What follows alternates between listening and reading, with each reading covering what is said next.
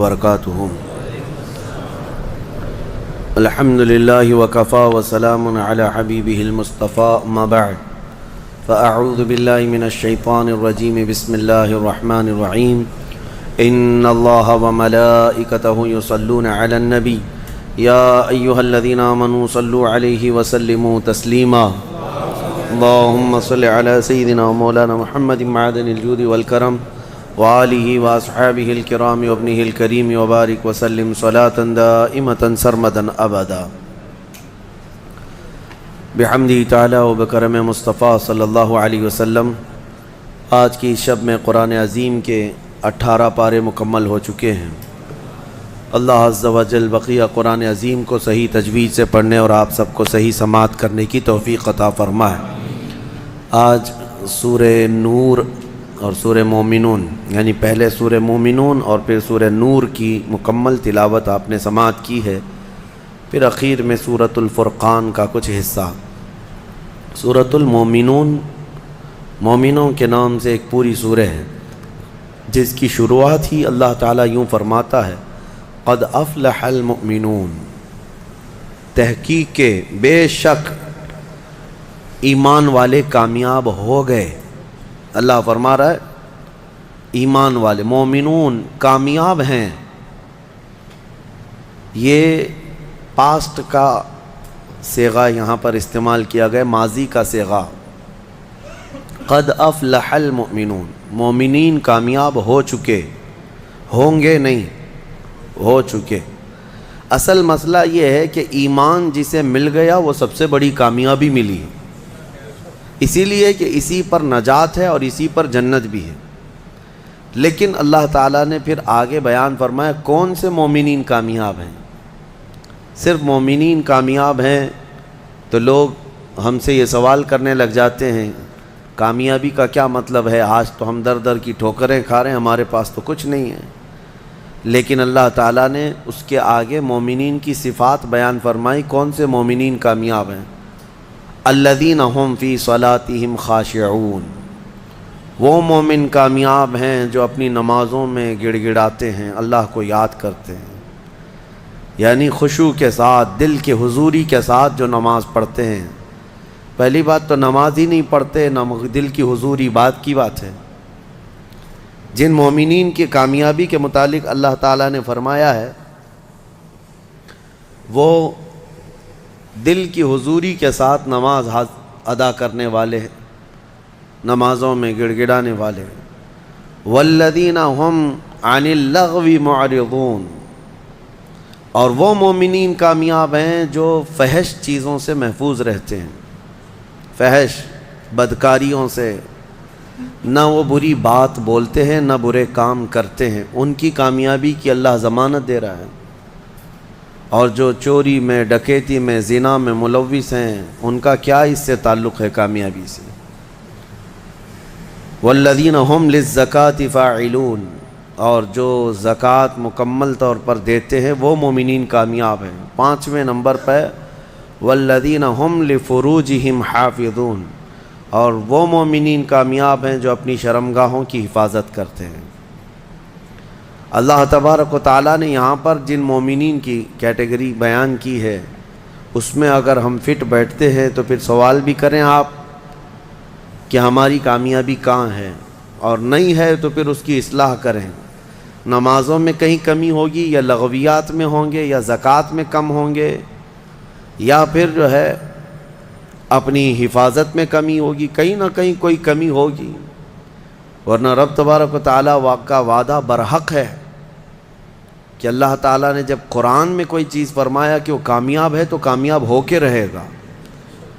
اللہ کریم ہمیں ان اعلیٰ صفات والے مومنین میں شامل فرمائے۔ سورۃ المومنون میں اللہ تعالیٰ نے اور بھی دیگر ہمارے لیے احکام بیان فرمائے ہیں۔ اس میں اخیر میں اللہ تبارک و تعالیٰ اس کی آخری جو آیتیں ہیں وہ بڑی ہی ہمارے لیے درس والی ہیں اور ایک جھنجھوڑنے والی آیتیں ہیں۔ اللہ فرماتا ہے افحسبتم انما خلقناکم عبثا وانکم الینا لا ترجعون، کیا تم یہ سوچ کر کے بیٹھے ہو کہ تم کو ہم نے بیکار میں پیدا کیا اور تم ہماری طرف نہیں لوٹائے جاؤ گے؟ یہ اللہ تعالیٰ کا سوال ہے۔ تم یہ سوچ کر کے بیٹھے ہو کہ تم کو ایسی فالتو پیدا کیا گیا، بیکار میں پیدا کیا گیا؟ نہیں، تمہارا ایک بہت بڑا مقصد ہے پیدا کرنے کا۔ اللہ تعالیٰ نے ایک مچھر بھی دنیا میں بغیر کسی مقصد کے نہیں پیدا کیا، ہر ایک کی ایک غرض ہے۔ ہمیں بھی جو پیدا کیا گیا ہماری ایک غرض ہے، وہ کیا ہے؟ اللہ نے خود قرآن میں فرمایا وَمَا خَلَقْتُ الْجِنَّ وَالْإِنسَ إِلَّا لِيَعْبُدُونَ، میں نے جنات اور انسانوں کو صرف اس لیے پیدا کیا کہ وہ میری عبادت کریں۔ اللہ کی عبادت کرنا یہ انسان کی تخلیق کا مقصد ہے، اور جو انسان اپنے اصلی مقصد کو بھول گیا پھر وہ انسانیت سے بھی ہٹ گیا ہے، انسانیت سے بھی ہٹ گیا ہے۔ ایک عجیب و غریب بات ہے، جس نے پیدا کیا تمہیں اس کو انسان نہیں پہچان پا رہا آج، اور اسی کی عبادت نہ کر پا رہا ہو، تو پھر اب کس کا ہو سکتا ہے؟ یہ کس کا ہو سکتا ہے؟ اسی لیے شیخ سعدی رحمۃ اللہ تعالیٰ علیہ سے منسوب ایک بات ہے، آپ نے فرمایا جو نمازیں نہیں پڑھتا، جو اللہ کی عبادت نہیں کرتا، اس کو قرضہ بھی مت دو، قرض بھی مت دو۔ کہا کیوں؟ قرض سے اس کا کیا تعلق؟ کہا جو اللہ کا قرض نہیں ادا کر رہا وہ تمہارا کیا ادا کرے گا؟ قرض نہیں بلکہ اللہ کا فرض ہے۔ جو اللہ کا فرض نہیں ادا کر پا رہا ہو جبکہ وہ اس کا خالق ہے، تمہارے سے کیا تعلق ہے انسانوں کا؟ زیادہ سے زیادہ چند دنوں تک دوستی ہو سکتی ہے، یا رشتے بھی ہیں تو سانس تک، اس کے بعد کہاں تعلق ہے تمہارے؟ قیامت کے دن تو ماں بیٹے کو نہیں پہچانتی، بیٹا باپ کو نہیں پہچانتا، لیکن بندے اور خالق کا رشتہ تو ہمیشہ سے ہے اور ہمیشہ رہنے والا ہے۔ تم جب نہیں پیدا ہوئے تھے تب بھی تمہارا خالق اللہ ہی ہے، یعنی تمہیں نطفے سے لے کر کے یہاں تک لایا، یہاں بھی تمہارا خالق وہی ہے۔ قیامت کے دن جب وہ تمہیں دوبارہ اٹھائے گا تب بھی وہ تمہارا خالق ہے۔ خالق کا بندے سے رشتہ کبھی ختم نہیں ہوا۔ تو جو بندہ اپنے خالق کے ساتھ مکمل نہیں ہو سکا تو پھر وہ دوسرے کے ساتھ کیسے ہو سکتا ہے؟ دوسرے کے ساتھ اس کے کیا سلوک ہو سکتے ہیں؟ اسی لیے قرآن میں اللہ فرما رہا ہے کیا تم یہ سوچ کر کے بیٹھے ہو کہ ہم نے تمہیں خالی پیدا کیا ہے، اور کیا تم نہیں لوٹائے جاؤ گے ہماری طرف؟ لائے جاؤ گے، ہر ایک لوٹایا جائے گا، ہر ایک۔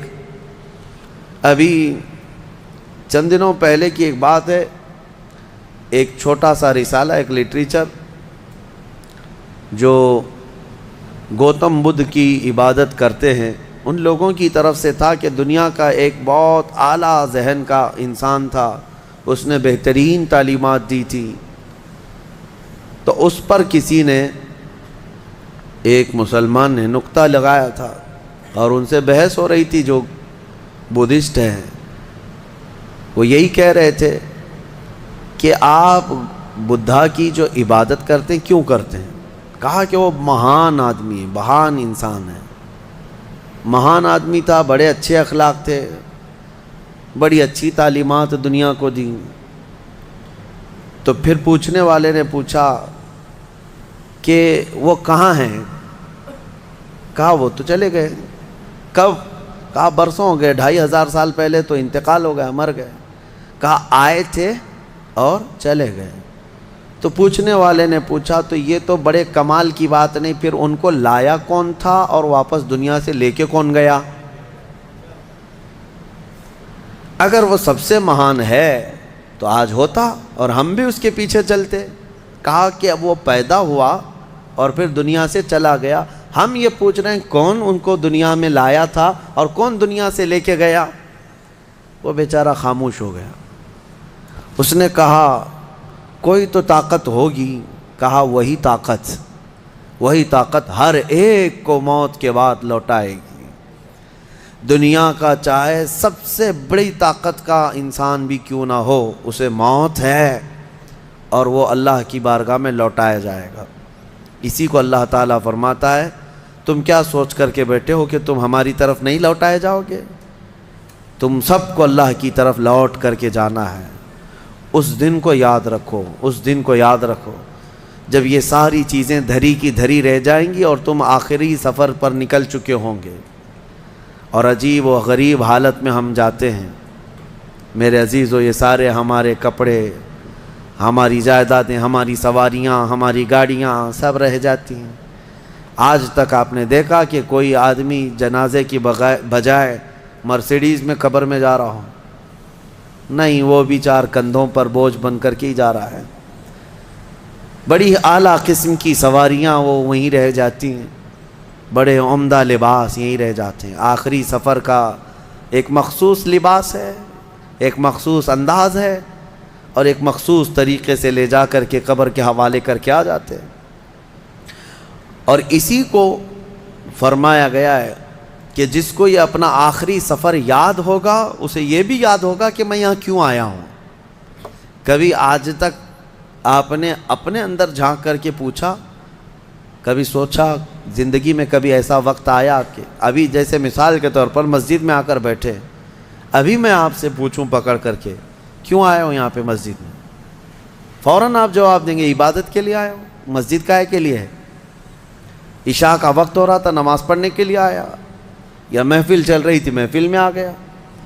یہ تو تمہارا مقصد ہے، ہر کام کا تمہارا مقصد ہوتا ہے۔ کبھی یہ سوچا میں دنیا میں کیوں آیا، پوری دنیا میں کیوں آیا؟ جس نے اس سوال کا جواب حاصل کر لیا وہ معرفت کو پہنچ گیا۔ جو صحیح طریقے سے اس جواب کو پہنچ گیا وہ اللہ کی معرفت حاصل کر لے گا۔ اسی لیے میرے عزیزو، آگے رب تعالیٰ فرماتا ہے أَفَحَسِبْتُمْ أَنَّمَا خَلَقْنَاكُمْ عَبَثًا أَفَحَسِبْتُمْ أَنَّمَا خَلَقْنَاكُمْ عَبَثًا وَأَنَّكُمْ إِلَيْنَا لَا تُرْجَعُونَ۔ حضرت موسیٰ علیہ الصلاۃ والتسلیم کے متعلق ایک بات ملتی ہے۔ ایک چھپکلی تھی، دیوار پر چل رہی تھی۔ موسیٰ علیہ السلام نے پوچھا، مولا اس کا کیا کام ہے؟ اس کا کیا کام ہے؟ یہ کیوں پیدا ہوئی ہے؟ چھپکلی کا ضروری نہیں کہ ہر ایک کی حکمت آپ کو معلوم ہو، کون دنیا میں کیوں آیا۔ اللہ نے کوئی بھی چیز بغیر فائدے کے نہیں پیدا کی۔ رب تبارک و تعالیٰ نے ارشاد فرمایا، موسیٰ تھوڑی دیر پہلے چھپکلی نے مجھ سے پوچھا کہ موسیٰ کو مولا تو نے کیوں پیدا کیا؟ حضرت موسیٰ علیہ السلام کا کیا کیا کام ہے؟ یہ ضروری نہیں کہ مخلوقات کو ایک دوسرے کی حکمتیں معلوم ہوں، ضروری نہیں ہے، لیکن اللہ تعالیٰ عبث بغیر کسی وجہ کے محض کسی کو نہیں پیدا کیا۔ بس اپنے مقصد زندگی کو سمجھو اور فالتو اپنی زندگی کو ضائع مت کرو۔ جو لوگ بیٹھے اسی طرح سے اپنی زندگی کو ضائع کر رہے ہیں، ان نوجوانوں کو ایک دن احساس ہو جائے گا کتنی قیمتی چیز دنیا میں ضائع کر دیا انہوں نے، کتنی قیمتی چیز۔ کروڑوں کا معجون ملا کر کے بھی بڑھاپے کو جوان کر کے دکھا دو۔ یہ گیا وقت پھر ہاتھ آتا نہیں، سدا دور دورہ دکھاتا نہیں۔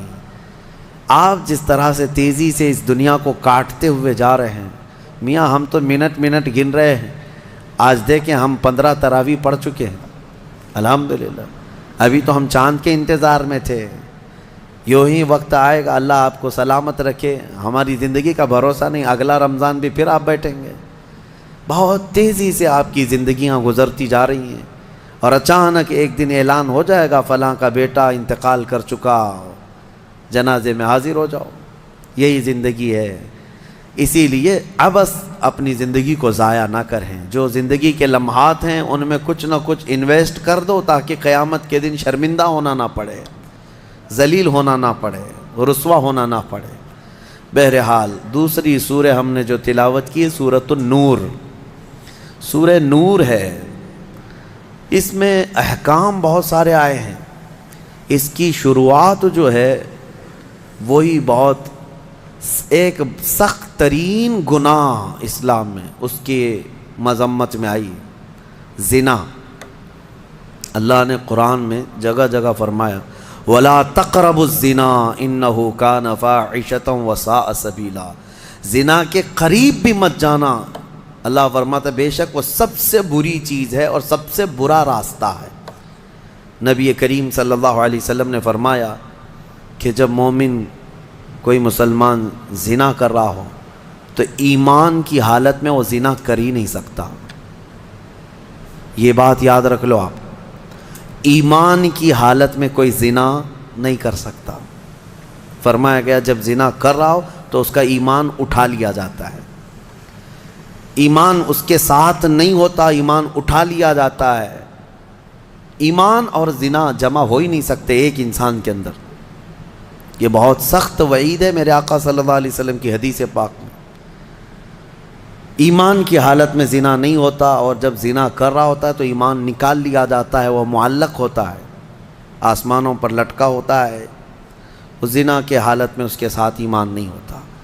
اب جو آیتیں آئی ہیں، اللہ فرماتا ہے الزانیۃ والزانی فاجلدوا کل واحد منہما 100 جلدہ، زنا کرنے والے مرد اور زنا کرنے والی عورت کو 100 کوڑے مارو۔ یہ ان کے لیے ہے جو غیر شادی شدہ ہے، اور جو شادی شدہ ہیں ان کے لیے رجم ہے۔ رجم کا مطلب ہے پتھروں سے اتنا مارو کہ وہ ختم ہو جائے، ان کی موت تک انہیں سنگسار کرنا ہوگا۔ یہ اتنی ہیبت ناک سزا ہے دنیا میں کہ دیکھو تو رونگٹے کانپ جائیں آپ کے، لیکن لوگوں کو ایسا لگتا ہے کہ ایسی اتنی بڑی سخت سزا کیوں ہے؟ میرے عزیزو، یہ ایک ناسور ہے، ایک کینسر ہے معاشرے کا، ایک کینسر ہے۔ جب کیمو کرتا ہے ڈاکٹر تو بہت سخت تکلیف ہوتی ہے، کیمو تھراپی آسان نہیں ہے، پورے جسم کے بال جل جاتے ہیں، خون میں پتہ نہیں کیا سے کیا ہو جاتا ہے۔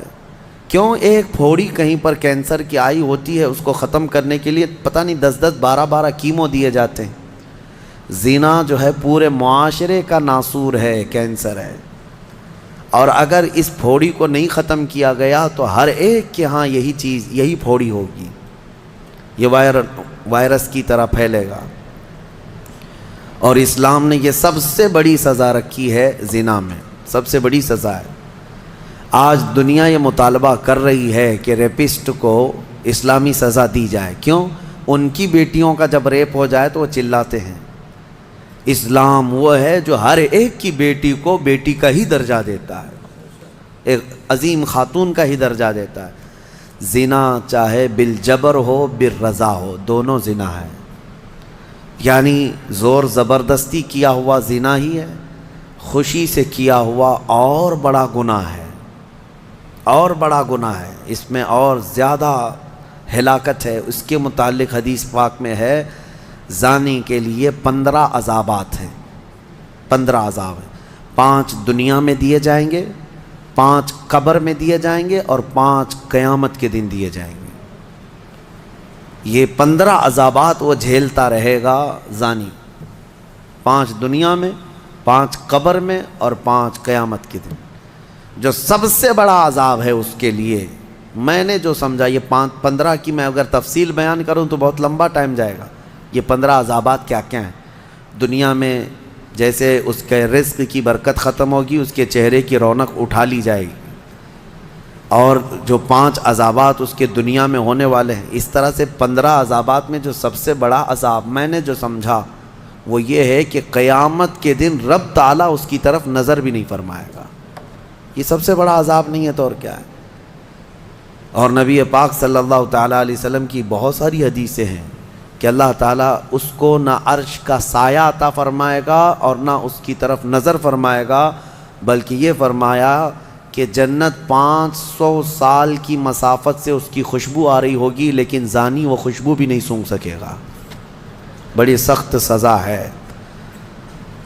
اور میرے عزیزو، اس سورے میں اللہ تعالیٰ نے کئی مرتبہ یہ زانیوں کا ذکر فرمایا، الزانیۃ والزانی فاجلدوا کل واحد منہما 100 جلدہ، 100 کوڑے مارو، ولا تأخذکم بہما رأفۃ فی دین اللہ، اور اللہ کے دین میں کوئی ہمدردی مت لینا، یہ بھی حکم ہے۔ کسی کے ساتھ نرمی مت کرنا، ایسے اگر کسی کے ساتھ ہو گیا ہے تو ان کنتم تؤمنون باللہ والیوم الاخر، اللہ فرما رہا ہے اگر تم اللہ اور آخرت پر ایمان رکھتے ہو تو ذرا برابر بھی نرمی نہ لینا اس پر۔ وہ اور دوسرا ایک اور سخت حکم یہ ہے، وَلْيَشْهَدْ عَذَابَهُمَا طَائِفَةٌ مِّنَ الْمُؤْمِنِينَ، زانی اور زانیہ کو چپکے سے کہیں سزا مت دے دینا، بلکہ اللہ فرما رہا ہے ان دونوں کے عذاب پر پورے مومنوں کو گواہ بناؤ، سب کے سامنے ان کی سزا ہو۔ آپ کو پتہ ہے نبی پاک صلی اللہ تعالیٰ علیہ وسلم کے صحابہ میں حضرت ماعز اسلمی کا نام ملتا ہے، ایک صحابی تھے۔ یہ ایک دن روتے ہوئے بارگاہ رسالت میں آپ صلی اللہ علیہ وسلم میں آئے، کہا آقا مجھ سے گناہ ہو گیا ہے۔ حضور نے فرمایا کیا ہوا؟ کہا کہ میں بتا نہیں سکتا۔ حضور نے پھر پوچھا بتاؤ تو صحیح کیا ہوا ہے؟ کہا بولتا ہوں تو منہ کو کلیجہ آ جاتا ہے، کلیجہ منہ کو آ جائے اس طرح کی چیز ہے میں نہیں کہہ سکتا۔ حضور نے فرمایا بتاؤ ماعز تمہارے لیے ہم ذریعے حل تلاش کر کے بتا دیں؟ انہوں نے کہا یا رسول اللہ مجھ سے زنا ہو گیا ہے۔ اتنا کہنا تھا نبی پاک صلی اللہ علیہ وسلم نے اپنا چہرہ پھیر لیا۔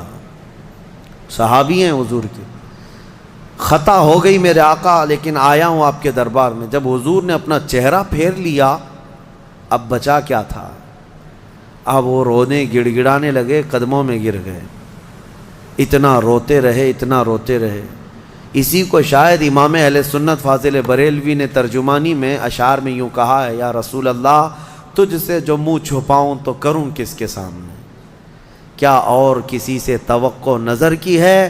بد ہیں تو آپ کے، بھلے ہیں تو آپ کے، ٹکڑوں پہ یہیں کے پلے ہیں، رخ کدھر کریں؟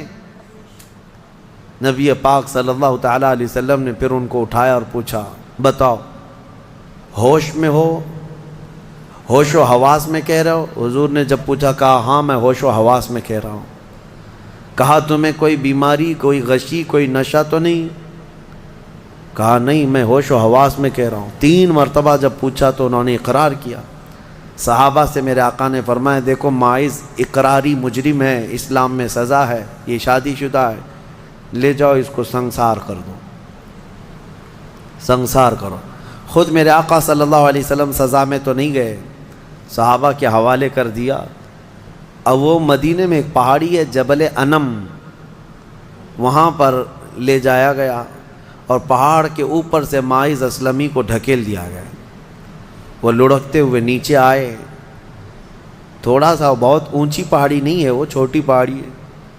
پھر وہاں سے جتنے صحابہ تھے ان سب نے پتھر مارنا شروع کیا اور سب اتنے پتھر برسائے گئے تھے کہ ماعز اسلمی کی روح نکل گئی، انتقال ہو گیا، زخمی حالت میں تھے۔ جب واپس آئے میرے آقا صلی اللہ علیہ وسلم غمگین تھے۔ اس وقت صحابہ سے پوچھ رہے تھے بتاؤ ماعز کے ساتھ کیا کیا تم نے؟ کہا حضور سب ان کو سنسار کر رہے تھے۔ ایک صحابی آگے بڑھ کر کہتے میرے ہاتھ میں اونٹ کی ہڈی تھی، وہ لے کر کے میں نے مارا تو ماعز کی کھوپڑی پر لگ گیا، خون کا فوارہ اچھل کر میرے بدن پہ آیا۔ میں نے یہ کہا یہ کس پاپی کا خون لگ گیا، یہ کس خطاکار کا خون لگ گیا؟ میں کپڑے جھاڑ کر کے باہر آ رہا، میرے آقا صلی اللہ تعالیٰ علیہ وسلم کو بڑا غم ہوا، کھڑے ہو گئے، کہا یہ جملہ مت کہو، ماعز نے موت سے پہلے سچی توبہ کر لی۔ سزا تو دینی ہی تھی، اسلامی حکومت ہے تو سزا دی جائے گی، صرف توبہ کافی نہیں ہے۔ توبہ کر لی لیکن اب اس کے لیے برا جملہ مت کہو۔ میرے آقا نے فرمایا اللہ تعالیٰ نے ماعز کی سچی توبہ کی وجہ سے جبرائیل کو بھیجا اور یہ فرمایا یا رسول اللہ آپ کے غلام نے ایسی توبہ کی ہے کہ اس کی توبہ کے عوض اللہ نے پورے مدینے والوں کی گناہ معاف فرمایا، سب کی توبہ کے برابر فرما دیا۔ میرے عزیزو سزا تو دی گئی۔ ایک اور صحابی آئے، وہ بھی آئی تھی بارگاہ رسالت میں آپ صلی اللہ علیہ وسلم میں، کہا کہ مجھ سے خطا ہو گئی، حمل بھی تھا۔ حضور نے فرمایا جاؤ بچے کی ولادت کے بعد آؤ۔ بچہ پیدا ہو گیا، وہ بچہ کو 1 دن 2 دن کا بچہ تھا، وہ لے کر کے حاضر ہو گئی، کہا مجھے پاک کر دیجئے، مجھے پاک کر دیجئے۔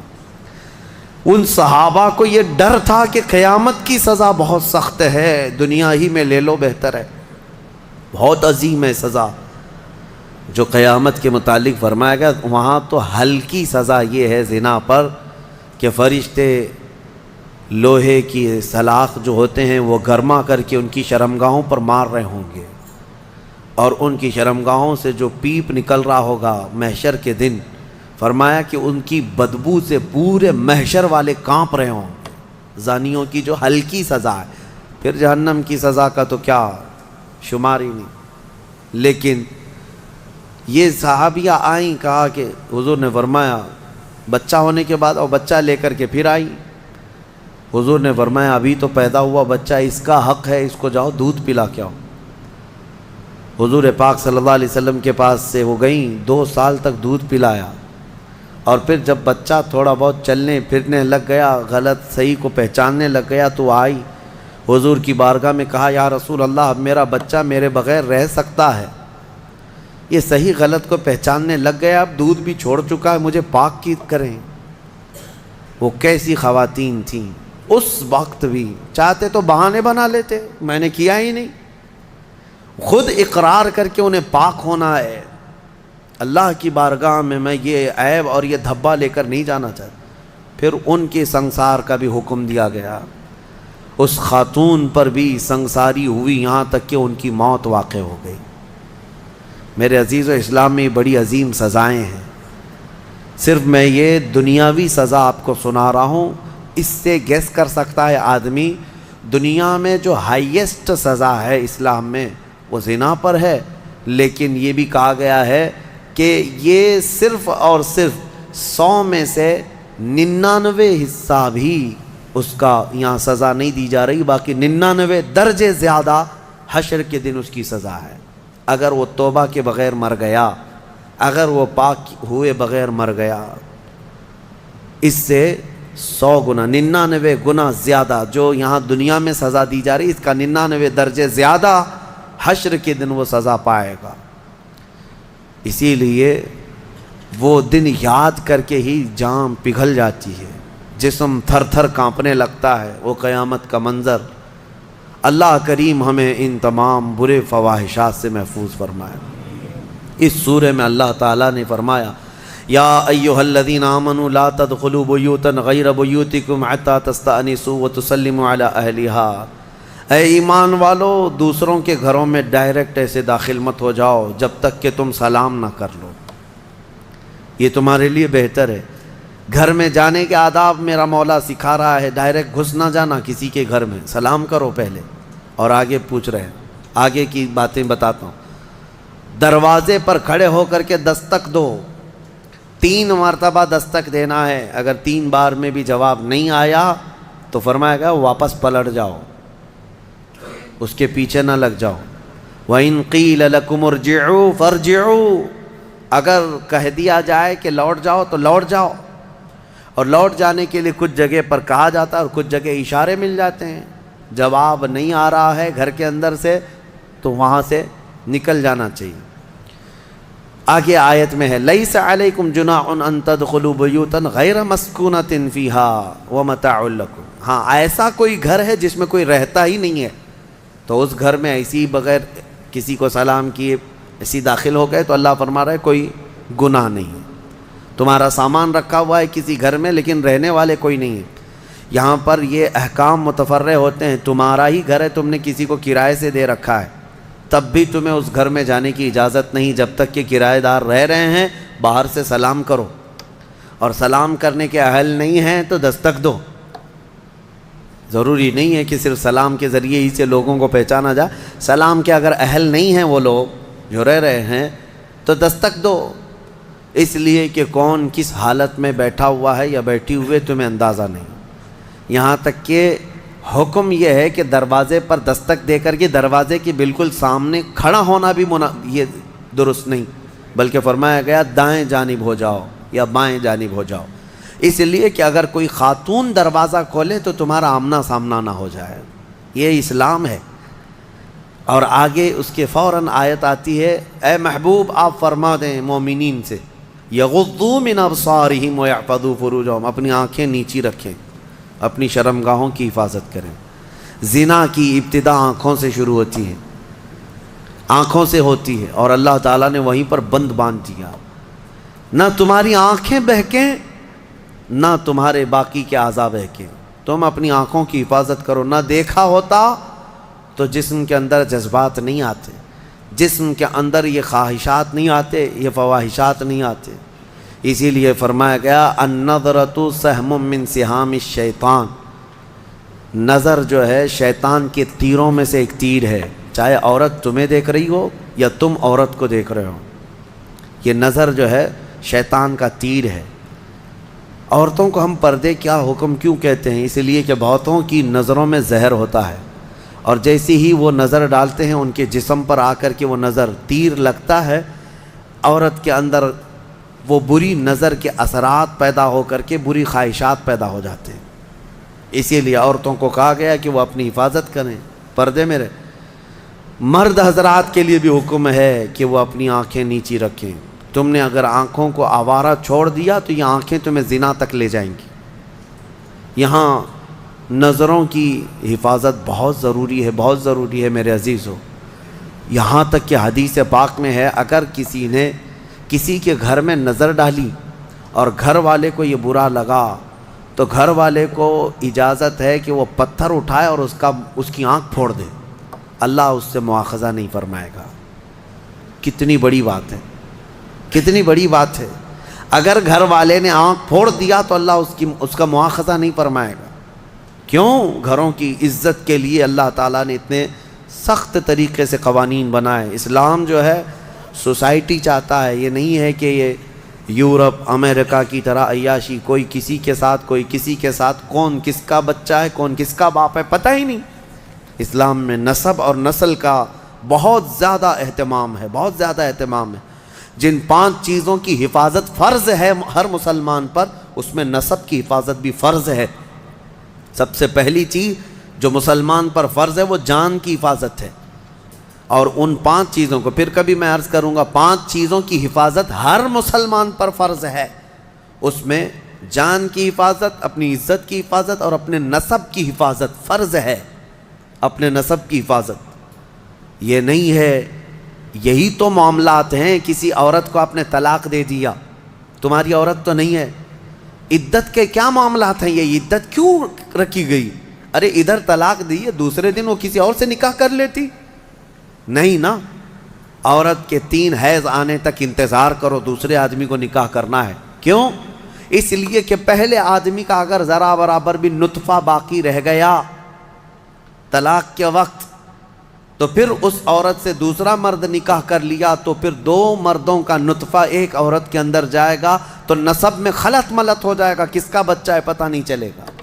عورت کو پورا پاک ہو جانے دو، کلین ہو جانے دو، تاکہ دوسرا کوئی نکاح کر رہا ہے تو یہ ثابت ہو جائے کہ یہ اس کے بعد اگر بچہ ہوگا تو اسی مرد کا ہوگا۔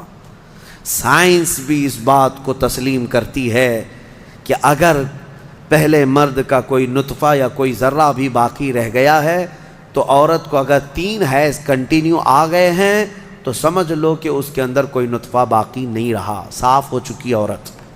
اور اگر نطفہ ہوتا تو حیض نہیں آتے، حمل قرار پاتا، حمل ٹھہر جاتا، حیض نہیں آتا حمل کے دنوں میں۔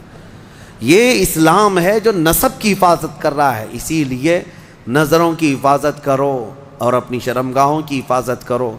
اس بے راہ روی کے دور میں، اس فتنے کے دور میں مسلمانوں، گھڑی گھڑی میں آپ کو یہ تنبیہ کر رہا ہوں کہ شیطان کا سب سے بڑا حربہ یہی ہے کہ وہ مسلمان کو زنا کے راستے پر ڈال دیتا ہے، اور اس لیے کہ سب سے آسان دوزخ کا راستہ یہی ہے۔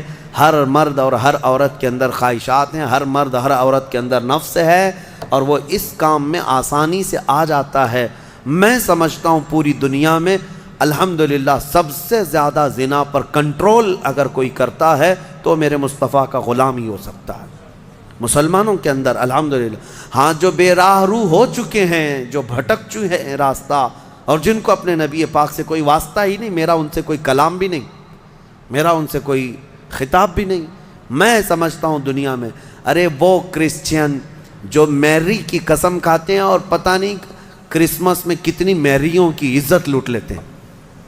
ہاں، پاکیزہ مریم کی قسم کھاتے ہیں نا، ہاں وہ جو ہے میری، حضرت بی بی مریم کو کہتے ہیں جو سب سے پاکیزہ عورت ہے۔ اگر سب سے پاکیزہ خاتون پر ان کا ایمان ہے تو پھر یہ کرسمس میں ہوتا کیا ہے؟ پتہ نہیں کتنی عورتیں اس دن زنا کی شکار ہو جاتی ہیں۔ تو یہ میری کی قسم اٹھانے والے ہی میریوں کو لوٹ لیتے ہیں۔ اسلام یہ نہیں ہے۔ اسلام میں نہ مسلمان خاتون کو نہ ہی غیر مسلم خاتون کو تمہیں نظر بھر کر کے دیکھنے کی اجازت ہے۔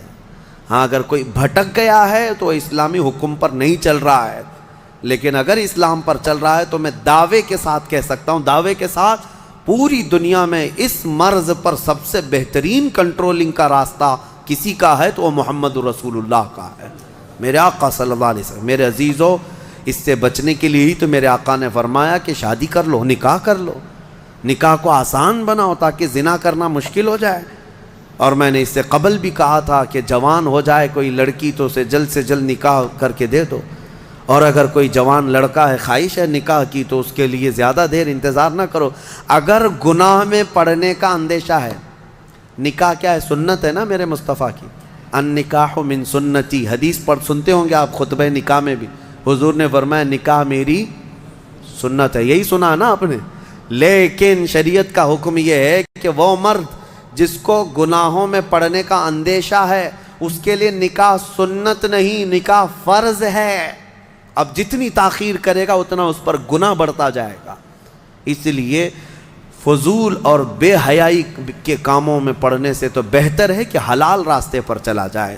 اللہ کریم ہم سب کو کہنے سننے سے زیادہ عمل کی توفیق عطا فرمائے۔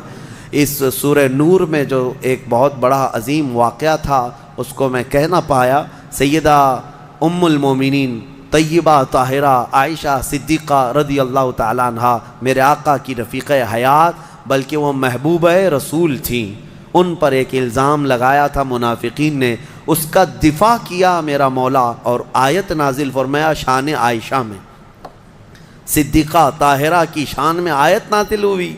ہوا یہ تھا کہ ایک جنگ سے حضور واپس آ رہے تھے، جنگ غزوہ بنو مصطلق، وہاں سے واپسی میں حضرت عائشہ بھی اس سفر میں حضور کے ساتھ تھیں۔ رات کا وقت تھا، ایک جگہ قافلہ رک گیا تو قافلہ جب رکتا تھا تو اونٹ کے اوپر جو کجاوا ایک جو ہے حجرے کی طرح بنا دیا جاتا، جھونپڑی بنا دی جاتی تھی جو ام المومنین کے لیے ہوتی تھی، حضور کی ازواج مطہرات پردے میں جاتی تھی، وہ اٹھا کر کے زمین پر رکھ دیا۔ حضرت عائشہ کی عمر بھی چھوٹی تھی، کم عمر کی تھی، تو وہ بڑی ہلکی بھی تھیں، جو صحابہ اٹھاتے تھے اٹھا کر کے رکھ دیتے تھے۔ رات کا وقت تھا اور وہ وہاں پر سو گئیں، کجاوے سے باہر نکل کر کے سوئیں۔ پھر ہوا یہ کہ قافلہ چل پڑا، حضرت عائشہ صدیقہ وہیں رہ گئیں۔ وہ کجاوا اٹھا کر کے جو صحابہ تھے انہوں نے اونٹ پر رکھ دیا اور یہ سوچا کہ اس میں ام المومنین ہیں، سو رہی ہوں گی، اٹھا کر کے اونٹ پر رکھ دیا، باندھ دیا اور اونٹ چل پڑا، جبکہ ام المومنین کہیں اور سوئی ہوئی تھی۔ یہ رہ گئی بات۔ اب قافلہ مدینے کی طرف رواں دواں تھا، پیچھے سے قانون یہ تھا قافلے میں، ایک صحابی بہت پیچھے چلتے تھے کہ قافلے سے چھوٹا ہوا کوئی سامان ہو تو وہ اٹھا کر کے لے کے آ جاتے تھے، کسی کا کچھ بھی رہ جاتا تو وہ حضرت صفوان ایک صحابی تھے، وہ پیچھے چلے آ رہے تھے، انہوں نے دیکھا ام المومنین عائشہ صدیقہ اکیلی تھیں، انہوں نے دیکھتے ہی کہا یہ کیا ہے، انا للہ و انا الیہ راجعون، کیا ہوا ہے؟ انہوں نے اپنا چہرہ پھیر لیا اور ام المومنین نے پردہ کر لیا۔ ام المومنین کہنے لگیں کہ قافلہ چلا گیا اور میں رہ گئی، نیند میں تھی۔ انہوں نے کہا ان کے ساتھ جو اونٹنی تھی اس پر ام المومنین کو سوار کیا اور نکیل پکڑ کر کے چلتے رہے۔ اب جب مدینے آئے تو بدمعاش قسم کے، اوباش قسم کے ذلیل منافقین نے ام المومنین پر یہ تہمت لگانا شروع کیا کہ محمد رسول اللہ کی بیوی کسی اور مرد کے ساتھ چلی گئی تھی، نعوذ باللہ۔ حضرت عائشہ ان کے ساتھ چلی گئی تھی، قافلے سے الگ آئی ہیں، یہ بہت بھدا الزام۔ اسی کے متعلق قرآن میں آج ہم نے جو سورہ نور پڑھا ہے نا، اس میں ایک آیت ہے والذین یرمون المحصنات ثم لم یأتوا بأربعۃ شہداء فاجلدوہم 80 جلدہ۔ اللہ فرماتا ہے جو مومنہ عورتوں پر الزام لگاتے ہیں، تہمت لگاتے ہیں، اور اگر 4 گواہ نہیں لا پائیں گے تو حکم شرع یہ ہے کہ 80 کوڑے مارو ایسے آدمی کو جو تہمت لگایا۔ اور پھر فرمایا کہ زندگی بھر پھر کبھی اس کی گواہی قبول نہیں کی جائے گی، وہ مردود الشہادہ ہے، اس کی کوئی گواہی نہیں قبول کی جائے گی جو تہمت لگاتا ہے۔ اب سنو، جب عائشہ صدیقہ رضی اللہ تعالیٰ عنہ مدینے آ گئیں تو یہ باتیں پھیلنے لگ گئیں اور بہت پھیل گئیں۔ نبی پاک صلی اللہ علیہ وسلم کو بتایا گیا کہ ایسی ایسی باتیں آپ کی زوجہ کے متعلق ہیں۔ حضور پاک صلی اللہ علیہ وسلم حضرت عائشہ کے پاس آئے، پوچھے عائشہ یہ کیا میں سن رہا ہوں؟ حضرت عائشہ صدیقہ رضی اللہ تعالیٰ عنہ رونے لگ گئیں، بڑا پیار کرتے تھے میرے آقا ان سے، اور وہ بھی بہت محبت کرتی تھی۔ حضور پاک صلی اللہ علیہ وسلم نے پھر ہوا یہ کہ حضرت عائشہ سے بات کرنا بھی چھوڑ دیا حضور نے، کہ میں اس وقت تک انتظار کروں گا جب اللہ تعالیٰ کا حکم آ جائے۔ اب یہ ام المومنین کے لیے کتنا ڈیفیکلٹ اور کتنا سخت مرحلہ ہوگا کہ کائنات کے آقا و مولا جن کی وہ زوجہ ہیں وہ بات نہیں کر رہے ہیں اور گھر پہ نہیں آ رہی ہیں۔ تو حضرت عائشہ اپنے مائکے چلی گئیں حضرت ابوبکر صدیق کے گھر، تو حضرت ابوبکر صدیق بھی بات نہیں کر رہے ہیں، پتہ نہیں کیا ہوا، لیکن معاملہ کچھ بھی نہیں تھا۔ آج کے منافقین بھی اس واقعے کو اٹھاتے ہیں اور کیا کہتے ہیں، رسول اللہ کو علم غیب نہیں تھا، اگر غیب کا علم ہوتا تو اتنے دن تک حضور اپنی بیوی کے متعلق تھوڑی نہ خاموش رہتے۔ اس وقت کے منافق تہمت عائشہ صدیقہ پہ لگا رہے تھے، آج کے منافق جو ہے حضور پاک پر یہ تہمت لگاتے ہیں علم غیب نہیں تھا۔ سنو، میں دونوں مسئلے حل کرتا ہوں، اس کا حل بتاتا ہوں۔ یہ صحابہ کا بڑا امتحان تھا، 1 مہینے تک یہ معاملہ چلتا رہا مدینے میں۔ حضرت عمر فاروق رضی اللہ تعالیٰ عنہ کو حضور نے بلایا، باری باری ہر ایک سے پوچھنے لگے۔ حضرت عمر سے پوچھا تمہارا کیا خیال ہے عائشہ کے بارے میں، یہ جو تہمت لگائی گئی، یہ جو افواہ ہے۔ حضرت عمر نے کیا ایمان کا جواب دیا، کہتے ہیں یا رسول اللہ صلی اللہ علیہ وسلم، رب ذوالجلال آپ کے جسم پر مکھی بیٹھنے نہیں دیتا، اگر عائشہ ناپاک ہوتی تو آپ کے گھر کے لیے کیسے قبول کرتا؟ نکاح تو اللہ نے فرمایا آپ کا، اور کوئی ناپاک عورت آپ کی اہل میں آ کیسے سکتی ہے، وہ اہل بیت ہے۔ یہ حضرت عمر کا جواب تھا۔ سیدنا عثمان ابن عفان نے بھی ایسا ہی عشق کا جواب دیا، کہا کہ جس کا سایہ زمین پر نہیں پڑتا اس کی بیوی بدکار کیسے ہو سکتی؟ اللہ تبارک و تعالیٰ نے محفوظ رکھا۔ اب جو خواتین صحابیات تھیں ان کو بھی حضور بلانے لگے، پوچھنے لگے عائشہ کے بارے میں کیا خیال۔ یہ در حقیقت ہے کہ امتحان چل رہا تھا۔ وہاں جو منافق تھے وہ تو کہنے لگے، جب منافق کون تھے؟ ظاہر وہ مسلمان ہی تھے، حضور کے پیچھے نماز پڑھتے تھے، بڑی بڑی باتیں کرتے تھے، لیکن اندر کیا تھا وہ کیا ہے؟ جب حضور ان سے پوچھتے آپ کا کیا خیال ہے، آپ کا کیا خیال، کہتے کیا بتائیں، لوگ تو ایسا کہہ رہے ہیں، پتہ نہیں، ہو سکتا ہے بہک گئی ہوں گی، کچھ ہو گیا ہوگا۔ یہ منافقین کے جوابات تھے، یہ منافقین کے جوابات۔ ایسے بہت سارے لوگ ہیں، ہم کو تو نہیں معلوم لوگ، لیکن لوگ کہہ رہے ہیں ایسا ہوگا۔ یہ جلانے والا جواب ہوتا ہے، آج بھی ہوتے ہیں اس طرح کے جوابات، ان کو کانفیڈنس کے ساتھ کہنا نہیں ہوتا ہے۔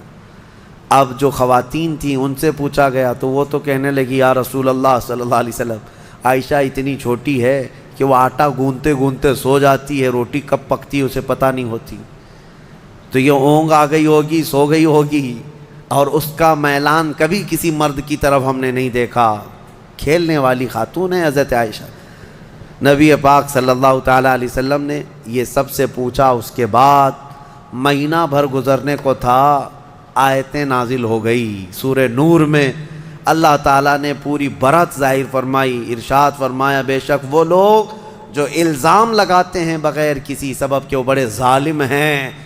ماں عائشہ صدیقہ کی برات میں جب آیت نازل ہوئی، حضور آئے حضرت عائشہ کے گھر، حضرت ابوبکر صدیق کو بتا دیا تھا کہ آیت عائشہ کی برات میں صفائی میں نازل ہو گئی ہے، تو پھر حضرت ابوبکر بھی دوڑے دوڑے عائشہ صدیقہ کو خبر دینے چلے گئے، اور جب حضرت عائشہ نے یہ خبر سن لی تو اس قدر اس دن خوشیوں سے پھولے نہ سما رہی تھی کہ نبی پاک صلی اللہ تعالیٰ علیہ وسلم جب گئے گھر تو وہ ان کی محبت کا معاملہ تھا۔ حضور ان سے بات کر رہے تھے تو حضرت عائشہ حضور کے سامنے نہیں آ رہی تھی، کہا نہیں میں پہلے آپ سے نہیں بات کروں گی، میں پہلے اس مولا کا سجدہ ادا کروں گی جس نے میری برات کا اظہار فرمایا۔ حضور پاک صلی اللہ تعالیٰ علیہ وسلم نے یہ نہیں فرمایا، یہ محبت میں انہوں نے کیا تھا، یہ ان کے جذبات تھے۔ حضور پاک صلی اللہ علیہ وسلم مسکراتے اور فرماتے عائشہ میں تجھے پہچانتا ہوں جب تو خوشی میں ہوتی ہے اور جب تو غصے میں ہوتی ہے، دونوں چیزیں میں پہچان لیتا ہوں۔ حضرت عائشہ کا معاملہ تھا اسے، تو وہ پوچھتی ہیں آپ کو کیسے پتہ چلتا ہے میں کب غصے میں ہوتی ہوں اور کب خوشی میں؟ تو حضور فرماتے ہیں جب تو خوشی میں ہوتی ہے تو قسم کھاتی ہے نا کسی بھی بات پر، تو کہتی ہیں وہ رب محمد، محمد کے رب کی قسم، ایسا ہی تھا اور جب غصے میں ہوتی ہے تو کہتی ہے وہ رب ابراہیم، ابراہیم علیہ السلام کے رب کی قسم ایسا ہی تھا۔ حضور فرماتے ہیں میں اچھی طرح سے جانتا ہوں کب تمہارا موڈ کیسا ہے۔ بہرحال ماں عائشہ صدیقہ رضی اللہ تعالی عنہا کے یعنی طہارت پر اللہ تعالیٰ نے آیتیں نازل فرمائی۔ جو دوسرا مسئلہ ہے وہ میں عرض کیے دیتا ہوں۔ آج کے جو منافق ہیں یہ جو کہتے ہیں حضور کو اگر علم غیب تھا تو اپنی بیوی کی برات پہلے ہی کیوں نہیں بیان کر دی؟ اتنے دن تک مدینے میں کنفیوژن کے شکار سب لوگ بھی تھے، کیوں ایسا رہا؟ یہ کہتے ہیں حضور کو علم غیب نہیں تھا۔ ان ظالموں کو یہ پتہ نہیں جو رسول مکہ میں مدینے میں بیٹھ کر مکہ کے تمام لوگوں کے احوال کی خبر دے رہے ہوں۔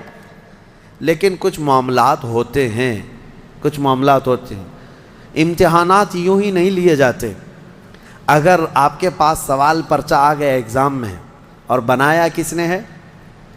بنایا کس نے ہے؟ آپ کے ٹیچر نے، جو پڑھانے والا ٹیچر نے بنایا، لیکن ایگزام لے کر کے آپ لکھنے کے لیے بیٹھے ہیں، ٹیچر ہی اگر آپ کی وہ گارڈنگ کے لیے آئے یا پھر وہ دیکھ بھال کے لیے آئے، نگرانی کے لیے، آپ پوچھ لینا اس سے ایک سوال، سر اس کا جواب بتا دو، کیا وہ ایگزام ہال میں بتائے گا؟ کہے گا نہیں میں معلوم نہیں ہے۔ معلوم نہیں ہے مطلب اس کو معلوم ہے لیکن تیرا امتحان چل رہا ہے۔ امتحان کس کام کا ہے؟ بنایا ہے پرچہ اسی نے، امتحان وہی لے رہا ہے، لیکن وہ کچھ سوالات کے جوابات نہیں دیتا تو اس کا مطلب یہ نہیں ہے کہ اس کو علم نہیں ہے، علم ہے لیکن تیرا امتحان چل رہا ہے۔ آپ کو پتہ ہے ایسا معاملہ ابھی سورہ یوسف میں گزر چکا۔ حضرت یوسف علیہ السلام نے کیا کیا تھا؟ یوسف علیہ السلام کے جب بھائی آئے تھے غلہ لینے کے لیے، ان کے چھوٹے بھائی بنیامین، ان کے تھیلے میں انہوں نے کھٹوری ڈال دی تھی، پتہ ہے نا؟ اور اس کے بعد کیا کیا؟ اعلان کروا دیا شاہی خزانے کی کھٹوری چوری ہو گئی، ڈھونڈو کس کے اس میں ہے، ڈھونڈو۔ حضرت یوسف علیہ السلام نے اعلان کروا دیا تھا اور سب کے غلے ڈھونڈتے جائے، وہ 10 بھائیوں کی بھی تلاش کر رہے تھے۔ قرآن میں یہ بھی ہے فَبَدَأَ بِأَوْعِيَتِهِمْ، ان کے سب تھیلیوں کو ٹٹولا گیا۔ حضرت یوسف علیہ السلام خود ہی ٹٹول رہے تھے، کس کو؟